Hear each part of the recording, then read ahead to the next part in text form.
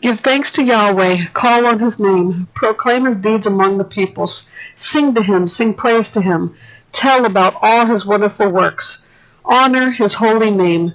Let the hearts of those who seek Yahweh rejoice. Search for the Lord and for his strength. Seek his face always. Remember the wonderful works he has done, his wonders and the judgments he has pronounced.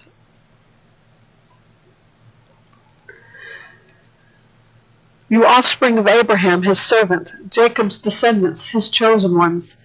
He is the Lord our God. His judgments govern the whole earth. He remembers his covenant forever, the promise he ordained for 1,000 generations, the covenant he made with Abraham, swore to Isaac, and confirmed to Jacob as a decree, and to Israel as an everlasting covenant.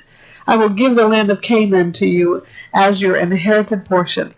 When they were few in number, very few indeed, and temporary residents in Canaan, wandering from nation to nation, and from one kingdom to another, he allowed no one to oppress them. He rebuked kings on their behalf. Do not touch my anointed ones or harm my prophets. He called down famine against the land and destroyed the entire food supply. He sent a man ahead of them, Joseph, who was sold as a slave.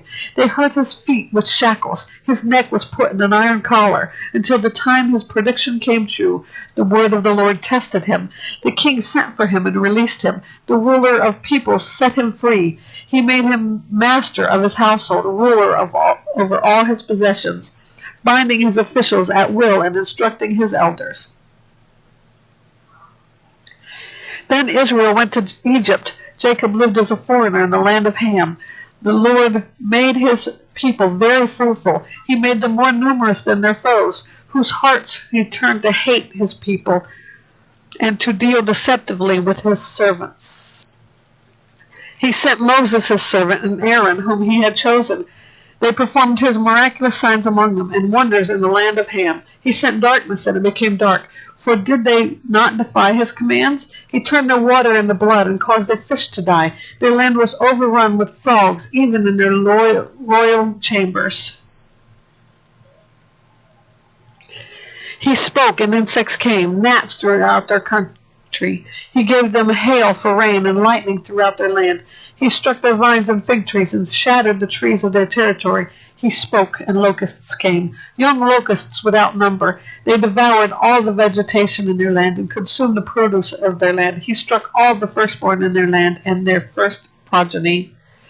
Then he brought Israel out with silver and gold, and no one among his tribes stumbled.